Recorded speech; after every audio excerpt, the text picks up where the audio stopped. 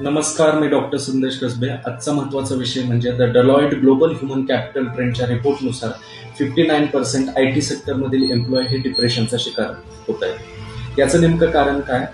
थोडं मागे गेले असता हे ते विद्यार्थी आहेत ज्यांना आपण गुणी मुलं, गुणी विद्यार्थी म्हणून ओळखलं जातो.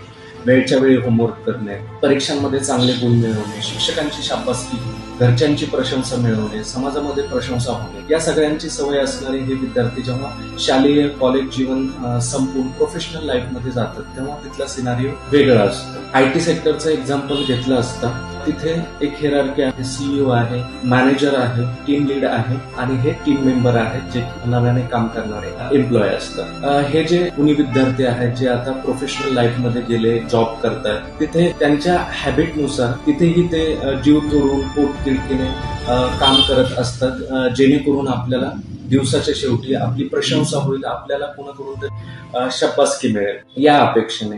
पण तिथला सिनारिओ लक्षात घेता कंपनीचे एक्सपेक्टेशन तुमच्याकडून खूप जास्त असतात. तुम्ही ते कधीही फुलफिल नाही करू शकत असं असतं. आता जनरली IT कंपनीमध्ये दिवसभरात जे काही तुम्ही काम करता ते तुमच्या सिनियरला दिवसाच्या शेवटी इन्फॉर्म करायचं असतं.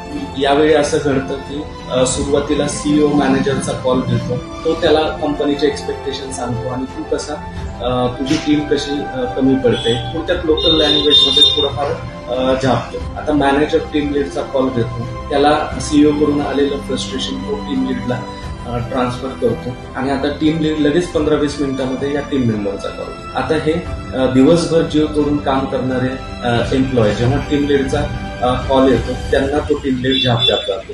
आता इथे गोष्ट त्यांचं एक्सपेक्टेशन आहे की शाबासकी मिळेल, प्रशंसा मिळेल, पण इथे या उलट घडतं. जेव्हा तुमच्या एक्सपेक्टेशनच्या विरोधात गोष्ट घडते तेव्हा तुमच्या मनामध्ये न्यूनगंड यायला लागतो, निराशा होते आणि त्यामुळे तुम्ही हळूहळू डिप्रेशनमध्ये जायला लागतो. तर एक गोष्ट समजण्यासारखी आहे की तुम्हाला तुमचे एक्सपेक्टेशन कमी करावे लागतील. तुम्ही जेन्युइन करताय, तुमचे 100% देताय, त्याचा फायदा कंपनीला होतोय. इथे एक गोष्ट लक्षात घेण्यासारखी आहे की आपण जी अपेक्षा ठेवतोय, प्रशंसा मिळवणं, शाबासकी मिळवणं, ही गोष्ट प्रोफेशनल लाईफमध्ये फुलफिल होणारी नाहीये आणि कोणाची होतही असेल तर त्याचं राजकारण वेगळं असतं, त्याबद्दल मी काही बोलणार नाही. पण आपण कुठेतरी कमी पडतो, या सगळ्या गोष्टीमुळे आपण कुठेतरी कमी आहोत ही जी भावना येते ती भावना चुकीची आहे.